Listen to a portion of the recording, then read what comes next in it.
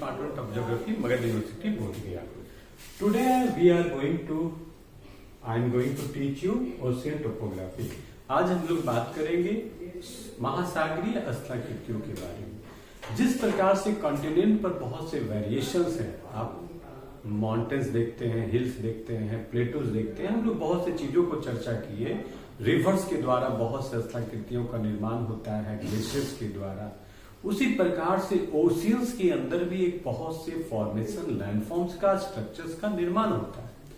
चूंकि वो ओशियंस पानी के अंदर की सतह है, लेकिन हम लोग उसको इसलिए देख नहीं पाते हैं, इजिली विजिबल नहीं है। और दूसरी चीज, वो पूरा मनुष्य के इनहैबिटेंट नहीं है, निवास स्थान नहीं। परंतु ओशियनिक जो गतिविधियां हैं, जो क्रियाकलाप है, वो पूरे स्थलाकृतियों को प्रभावित करता है। इसलिए ओशियंस के अंदर का जो स्ट्रक्चर है वो बहुत मायने रखता है। Climate, temperatures, rainfalls, variation. क्योंकि ओवरऑल लैंड्स का स्ट्रक्चर देखें तो मात्र 29% से और 70 के आसपास, 71% के आसपास ओशियंस है। तो ओवरऑल इसका तो प्रभाव पड़ेगा। तो ocean topography, that is, it means कि ocean topography that we talk about the different elevations and relief features of the oceans bottoms. इसको हम लोग bottom structure of the oceans भी कहते हैं, ओशियन टोपोग्राफी भी कहते हैं, ओशियनिक लैंडफॉर्म्स भी कहते हैं। बहुत तरह का भिन्न भिन्न नाम है। इसका अंतर है कि हमें जो ओशियंस के अंदर डिफरेंट टाइप्स का रिलीफ फीचर्स है, जो सतह है, जो स्ट्रक्चर्स है, जो डिफरेंट टाइप का एलिवेशन है, ऊंचावच है, उसको अध्ययन करना। इसका रोल क्या होता है? ये टेक्टोनिक एक्टिविटीज को प्रभावित करना है। आप जानते हैं कि सुनामीज हो, साइक्लोन्स हो, सब कुछ ओशियन से आता है।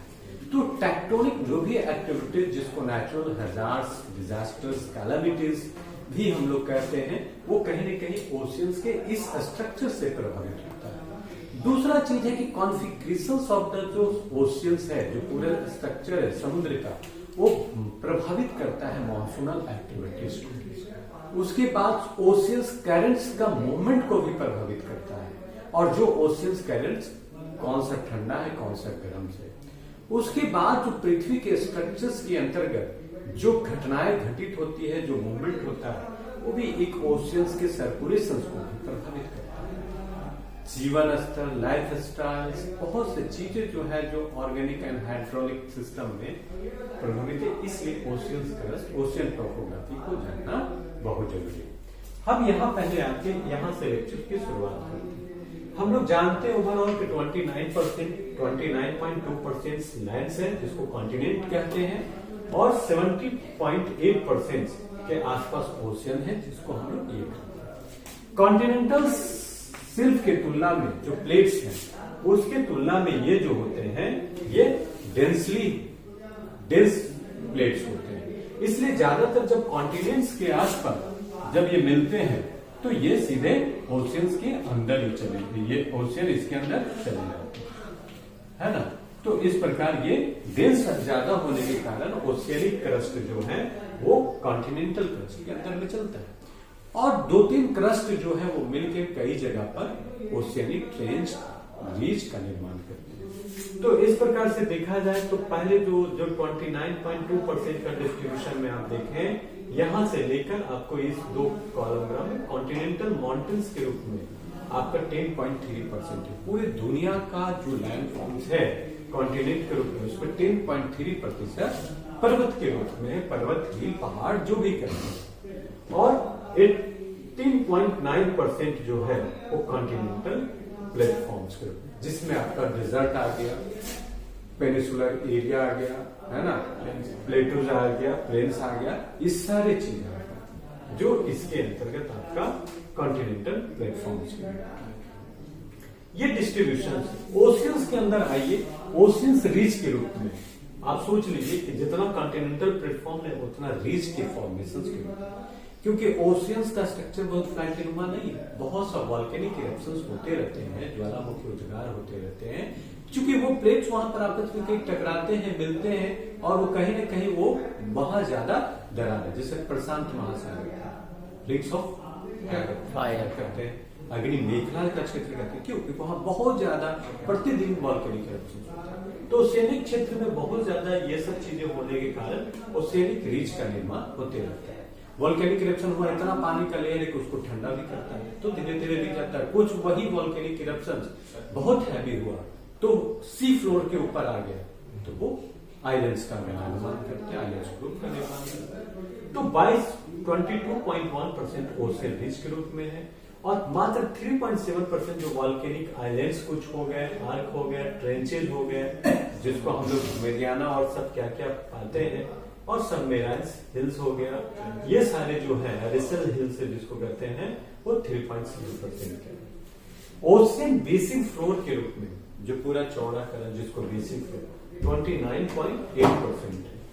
जो आपका पूरा कॉन्टिनेंट को भी पूरा जो फ्लैटिनुमा देख रहे हैं 29.2% उससे ज्यादा ओशियन फ्लोर के रूप में लगभग 30% के आसपास है।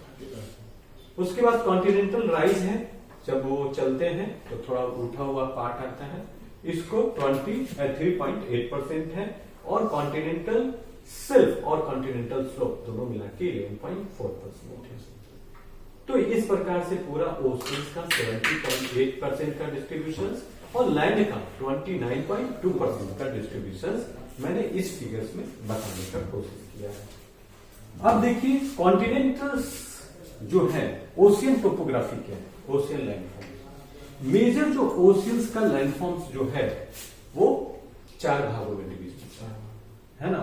कॉन्टिनेंटल्स जिसको महाद्वीपीय निम्न तट कहते हैं, कॉन्टिनेंटल सेल्फ कहते हैं, कॉन्टिनेंटल सेल्फ जिसको महाद्वीपीय ये ढाल कहते हैं, है ना। एरिसल प्लेन जिसको मैदानी कहते हैं, कॉन्टिनेंटल मैदानी क्षेत्र, और ओशियनिक रेंज। ये 4 ही भाग में कॉन्टिनेंटल सेल्फ, कॉन्टिनेंटल स्लोप, उसी के राइज भी करते हैं, एरिसल प्लेन्स कहते हैं, और ओशियनिक रेंज, ये 4 भाग। 200 मीटर है सर, अब बता रहे हैं, एक्सप्लेन करेंगे। ये हमारा कॉन्टिनेंट का एरिया है, जहां से समुद्र को मिलता है इसको शोर लाइन कहते हैं, है ना। शोर लाइन कहते हैं, कोस्टल एरिया जिसको कहते हैं। तो इस जहां पर समुद्र और स्थल का मिलान होता है इसको शोर लाइन कहते हैं, और यहां से जो पानी का लेयर होता है उसी को सी लेवल। हर जगह जो हाइट का मेजरमेंट होता है वो एवरेज मीन सी लेवल है ना। तो ये सी लेवल होता है, यहीं से सारा मेजरमेंट है। यहां से लेके मात्र 200 मीटर बहुत छिछला भाग होता है कॉन्टिनेंटल सेल्फ। ये कॉन्टिनेंटल सेल्फ नदी जहां पर अपना जोड़ोड़ वगैरह और स्थल से मिलता है, तो बहुत लंबे समय से इरोजन की प्रक्रिया को मात्र 200 मीटर पर तक के ही दूरी को कॉन्टिनेंटल सेल्फ कहा जाता है। इस क्षेत्र की विशेषता क्या है कि यहाँ जितने भी तरह का आपको पेट्रोलियम निकलते हैं, नेचुरल गैस हो गया, है ना, कोई भी तरह का एटॉल्स वगैरह का फॉर्मेशन के साथ साथ ये रिच इकोनॉमिक एक्टिविटीज का जोन होता है, क्योंकि यहाँ पर मछली से लेकर जितने भी बड़े दुनिया का बागर बैंक सब कुछ इसमें पाया जाता है। तो इसलिए ये क्षेत्र बहुत ही मतलब फायदेमंद माना जाता है इकोनॉमिक। सारे जितने भी समुद्री पोर्ट्स है ये सारा इस क्षेत्र में होता है ना। तो इसको कॉन्टिनेंटल सेल्फ कहते हैं। इसकी गहराई 200 मीटर तक की है, और इसकी ढाल जो है 1 से 3 डिग्री सेंटीग्रेड, 1 से 2 डिग्री सेंटीग्रेड के आसपास होती है, इसलिए ज्यादा ये नहीं होता। लेकिन economic Jio economic point of view से ये ज्यादा। इसका जो ढाल है इसको कॉन्टिनेंटल स्लोप कहते हैं, या अगर नीचे से उठा हुआ जैसे देखें तो इसको कॉन्टिनेंटल राइज भी कहते हैं, है ना। तो इस प्रकार की ये जो ढाल है इसकी ज्यादा होती है, ये 3 से 5 डिग्री तक होता है, और ये 200 मीटर से लेके 3000 मीटर से लेके 4000 मीटर तक, है ना। इसमें कई जगह ऐसे से जो बीच में छोटा छोटा छेद बनेगा जिसको हम चर्चा करेंगे, तो इसको कॉन्टिनेंटल स्लोप करेंगे। फिर उसके बाद ये 4000 से लेके 6000 या 5000 तक की, क्योंकि जो पूरा एक्यूरेट नहीं होता, it is a relief features, height में कमी बेसी होगा, लेकिन 4000 से लेकर 6000 तक की फ्लैटिनुमा मैदान मिलता है, इसको एरिसल प्लेन कहते हैं। और फिर उसके बाद 6000 के पास में बीच में कहीं पर नॉर्मल गर्त मिला तो उसको नॉर्मल रेंज कहते हैं, और बहुत ज्यादा 10,000 तक का ऑन एन एवरेज, जैसे टोंगा हो गया, मेरियाना हो गया, है ना, ये सब जो हो गया आपका सुंडा ये सब जो हो गया आपका बड़े बड़े ट्रेंच है जो जनरली 10,000 मीटर तक की गहराई तक, मतलब हिमालय भी अगर डुबा दिया जाए तो उसका अस्तित्व पता नहीं चलता। तो 10,000 तक की गहराई तक में 6-7 ऐसे हैं ट्रेंच जिसको मिलते हैं। तो ये जैसे 11 मेरियाना का हाइट 11,000 सेंटीमीटर, 11.2 किलोमीटर, मतलब 11,200 मीटर के आसपास। इस प्रकार से ओशियनिक ट्रेंच है। बीच में जो कभी कभी इरप्शन होता है जिसको हम नहीं कहते हैं। तो this are the ocean topography. अब ये ओशियन टोपोग्राफी के हिसाब से बहुत सा ओशियंस का अपना भी बॉटम फीचर्स है। जैसे अटलांटिक ओशियंस की बात करेंगे तो मिड अटलांटिक रीज को चैलेंजर आइलैंड्स, टोपर्स का आइलैंड्स ही कई जगह मिलते हैं जिसका नाम दिया जाता है कि कौन कौन से क्या है, वो बाद में सेपरेटली बात करेंगे। But we are just talking the general information and broader aspects of the ocean topography. अब इसमें आते हैं, ये पूरा ओशियनिक क्रस्ट है, हमने पहले चर्चा कर लिया। कंटिनेंट का पार्ट है, शोर लाइन है, और ये कॉन्टिनेंटल सेल्फ हो गया, कॉन्टिनेंटल स्लोप और कॉन्टिनेंटल राइज। बीच में कई ऐसे होते हैं जो जैसे नदी जब गिरती है तो काफी ज्यादा उसमें नदी गिरती है तो पहाड़ों के बीच में पूरा एकदम वेग से आती है तो कटान करती है ना, तो एक गहराई टाइप का बनाता है साइड का वो पूरा छिद्र, तो उसको कैन्यन वगैरह कहते हैं। तो ये कहीं भी बन सकता है, इसलिए सब मेराइन चूंकि समुद्र के अंदर है इसलिए उसको कैन्यन कहते हैं। और जहां पर पंख या कुछ जलोढ़ मिट्टी वगैरह गिरता है उसको पैन कहते हैं ना, तो उसी प्रकार से इसको ये एविसन पैन कहते हैं। तो ये एविसन प्लेन्स एरिया ये हो गया, बीच बीच में कुछ इसी तरह का उड़ जाते हैं, इसको एविसन हिल भी कहते हैं। और सी माउंट भी कहते हैं जब पूरा चकड़ा टाइप का होता है, खड़ा टाइप का थोड़ा रहे तो उसको हिल्स कहते हैं। हिल्स और माउंट का पूरा वो गुंबदा नुमा हो जाए तो उसको माउंट कहते हैं। बीच में कहीं पर वॉल्केनिक इरप्शन होता रहता है तो इसको वॉल्केनिक आइलैंड कहते हैं। ये जो पोर्शन है ये दो प्लेट का बीच, मान लो कि एशिया यूरेशियन प्लेट और इधर से आपका अफ्रीकन प्लेट, जो कि है यूरेशियन या अफ्रीकन प्लेट ये हो गया, और इधर से आपका अमेरिकन प्लेट, दोनों कहीं ना कहीं आपस में टकरा रहा होगा। इस टकराने के क्रम में तो यहाँ पर बहुत सा, तो इस टाइप का भी बहुत सा फोल्ड का निर्माण होता है। इसको तो इस तरीके से पूरे ये जो हमने इसकी चर्चा किया, canyon, deep plains, rift valley दोनों जब मिलते हैं उसके बीच का जो दरार है तो वैली और रिज का निर्माण होता है। तो ओवरऑल थैंक यू आज की क्लास के लिए।